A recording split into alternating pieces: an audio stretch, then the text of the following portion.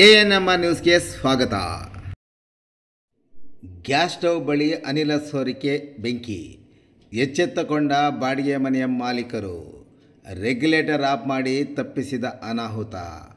ಚಿಂತಾಮಣಿ ನಗರದ ಟ್ಯಾಂಕ್ ಬಂಡ್ ರಸ್ತೆಯ ಮನೆಯೊಂದರಲ್ಲಿ ಅಡುಗೆ ಮನೆಯಲ್ಲಿ ಸ್ಟವ್ ಬಳಿ ಅನಿಲ ಸೋರಿಕೆ ಕಂಡು ಸ್ಟವ್ಗೆ ಬೆಂಕಿ ಹತ್ತಿಕೊಂಡು ಉರಿಯುತ್ತಿದ್ದಾಗ ಎಚ್ಚೆತ್ತುಕೊಂಡ ಮನೆಯ ಮಾಲೀಕರು ಗ್ಯಾಸ್ ಸರಬರಾಜು ಮಾಡುವ ರೆಗ್ಯುಲೇಟರ್ ಆಫ್ ಮಾಡಿ ಆಗಬಹುದಾದ ಅನಾಹುತವನ್ನು ತಪ್ಪಿಸುವಲ್ಲಿ ಯಶಸ್ವಿಯಾಗಿದ್ದಾರೆ.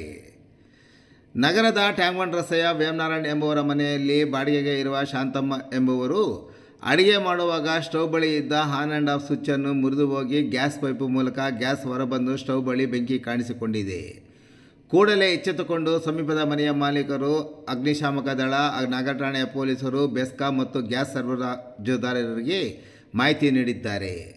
ಅವರೆಲ್ಲರೂ ಸ್ಥಳಕ್ಕೆ ಬಂದು ವಿದ್ಯುತ್ ಕಡಿತ ಮಾಡಿ ಬೆಂಕಿ ನಂದಿಸಲು ಮುಂದಾಗುವಷ್ಟರಲ್ಲಿ ಎಚ್ಚೆತ್ತುಕೊಂಡ ಮನೆಯ ಮಾಲೀಕರು ದಿಢೀರನೆ ಸ್ಟವ್ ಕೆಳಗಡೆ ಇದ್ದ ಗ್ಯಾಸ್ ಸಿಲಿಂಡರ್ನ ರೆಗ್ಯುಲೇಟರ್ ಆಫ್ ಮಾಡಿದ್ದರಿಂದ ಉರಿಯುತ್ತಿದ್ದ ಬೆಂಕಿ ದಿಢೀರನೆ ಸ್ಥಗಿತಗೊಂಡ ಪರಿಣಾಮ ಆಗಬಹುದಾದ ಅನಾಹುತ ತಪ್ಪಿದಂತಾಗಿದೆ.